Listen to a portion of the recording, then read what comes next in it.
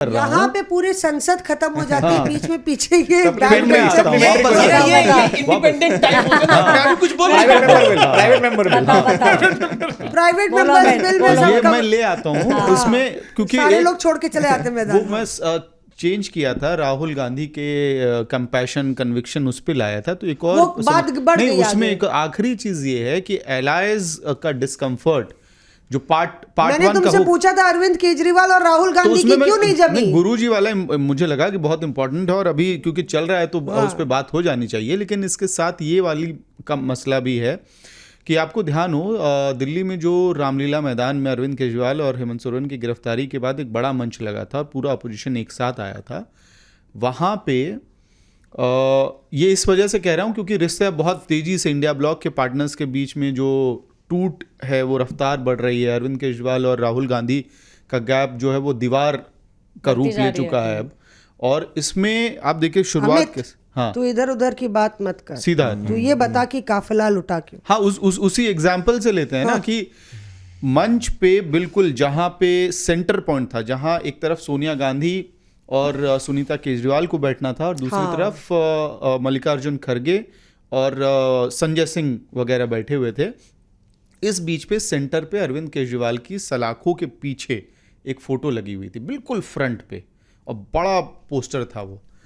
ये बहुत senior leader ने मुझे बताया कि ये स्पष्ट मैसेज दिया गया आखिरी समय में आम आदमी पार्टी की लीडरशिप को कि वो पोस्टर वहाँ से हटवाइए, नहीं तो राहुल गांधी की एंट्री नहीं होगी।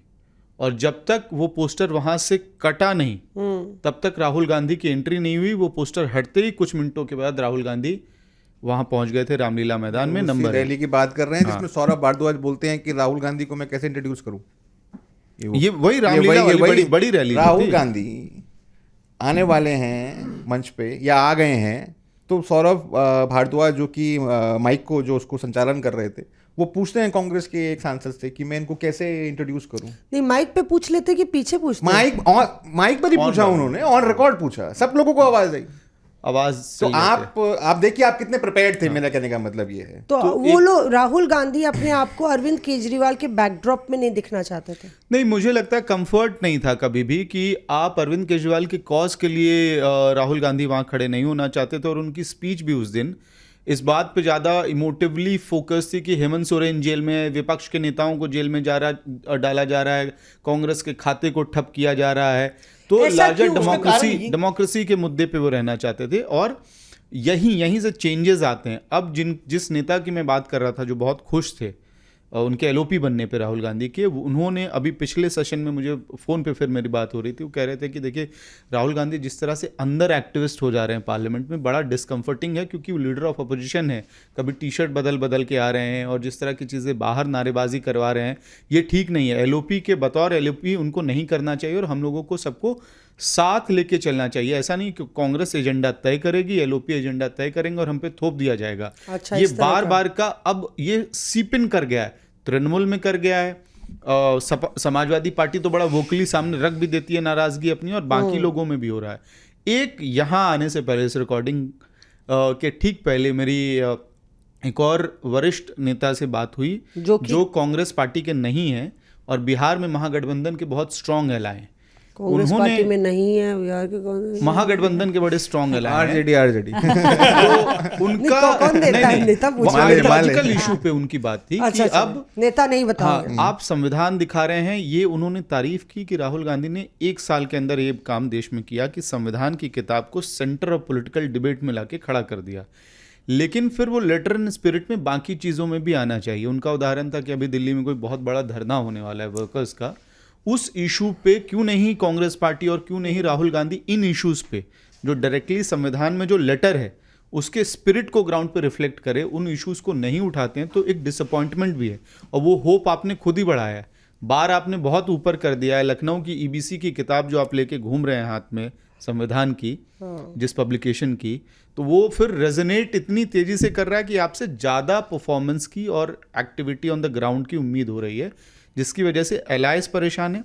आम आदमी पार्टी वाला तो वो तो 2 अलग अलग धाराएं अब बन चुकी हैं। और गुजरात कांग्रेस के बड़े नेता बता रहे थे कि वो आइडियोलॉजिकल इतनी बड़ी लड़ाई हो गई है दोनों के बीच कि कांग्रेस, गुजरात कांग्रेस में टॉप से ये इंस्ट्रक्शंस है कि अंडरस्टैंडिंग नहीं करनी है। हाँ, लोकसभा के बीच आखिरी चीज, विसावदर का जो अभी चुनाव हुआ बाइपोल और कड़ी का जो चुनाव हुआ, इसको लेके डील हुई थी। जो अरविंद केजरीवाल और राहुल गांधी की बैठक हुई थी मल्लिकार्जुन खड़गे जी के घर पे, वहां डील हुई थी कि वहां का जो फॉर्मूला था ही था। ये भी डील हुई कि गुजरात में जो बाइपोल जोन है, जो कांग्रेस के खाते की सीट है, वहां आम आदमी पार्टी नहीं लड़ेगी, और जो आम आदमी पार्टी की खाते की सीट है, एक ही सीट थी विसावदर की, वहां कांग्रेस की एंट्री नहीं होनी चाहिए। लेकिन चुनाव खत्म होने के बाद ये सब वादे जो हैं कहीं और रख दिए गए, वहां कांग्रेस चुनाव लड़ने गई। तो आइडियोलॉजिकल वॉर इतना ज़्यादा बड़ा हो चुका है कि गुजरात कांग्रेस का कहना है कि हमको ऊपर से ऑर्डर है, और यहाँ पे जो है आम आदमी पार्टी में, वहाँ जैसे गोपाल इटालिया जैसे बहुत स्ट्रांग वोकल चेहरे हैं, वो ऊपर सेंटर को कहते हैं कि अब आप अंडरस्टैंडिंग मत कीजिए। और इतनी बार जो टर्म्स हैं वो गड़बड़ हुए हैं कि राहुल वहाँ गांधी दिक्कत और आ रही है। अरविंद केजरीवाल के बीच में डिस्कम्फर्ट का सबसे बड़ा रीजन ये भी है ना कि 2014 में इमेज जो हिट हुई कांग्रेस पार्टी की, वो बीजेपी से ज्यादा अरविंद केजरीवाल नहीं करी। पूरे देश में करप्शन और ये सब चीजें जो आरोप लगे कांग्रेस पार्टी पे, अरविंद केजरीवाल प्रेस कॉन्फ्रेंस करते थे कॉन्स्टिट्यूशन क्लब में, रॉबर्ट वाड्रा चोर, अश्विनी कुमार चोर, राहुल गांधी चोर, इस तरह की बातें जो है वो ओपनली बोलते थे। तो राहुल गांधी का और उनका राहुल गांधी का मौका आया, और दिल्ली चुनाव में उनका मौका आया जब उन्होंने बोला कि अरविंद केजरीवाल और प्रधानमंत्री मोदी में कोई फर्क नहीं है। लेकिन इसमें जो किस्सा है, यानी कि बात बनी नहीं, दोनों लोग कहते हैं ना एक ही कि बैठक हुई है मैम वैसे अभी तक उन दोनों के बीच पूरे एक alliance में मुलाकात हुई सिर्फ है। एक मुलाकात, वो भी खड़गे जी के घर पे। एक मुलाकात की चर्चा मुझे भी याद है, जब नीतीश कुमार ने इंडिया अलायंस को एक साथ लाए थे और पटना में ये लोग मिले थे, तो मुझे याद है कि एक नेता ने बताया कि प्रेस कॉन्फ्रेंस के बाद सब लोग पीछे गए, और उस वक्त आम आदमी पार्टी ने मुद्दे को सैबोटाज किया था, क्योंकि इंडिया अलायंस की खबर इतनी नहीं चल रही थी बैठक की। वो कोई प्रियंका कक्कड़ ने किसी ने कोई बयान दे दिया था दिल्ली में, आम आदमी पार्टी के नेता ने, कि हम इतना लड़ेंगे, ये लड़ेंगे, या कांग्रेस क्या कर रही है कुछ, तो वो चल रहा था। तो नीतीश कुमार कहते हैं, जिसमें लालू यादव भी उनसे सहमति जताते हैं, ये लोग टेबल पे बैठे हुए हैं, और राहुल गांधी भी थे और अरविंद केजरीवाल भी थे। तो नीतीश कुमार कहते हैं, अरे भाई दोनों लोग बात कर लीजिए ना आपस में। तो उस टेबल पे उनकी बात नहीं हो रही आपस में। आप लोग, मतलब कि इतनी लड़ाई चल रही थी ना, उनको भी पता है कि दोनों तो आम आदमी पार्टी और कांग्रेस के बीच लड़ाई चल रही है। अरे आप लोग बात कर लीजिए, वरना हम ही सुलह कराएं क्या।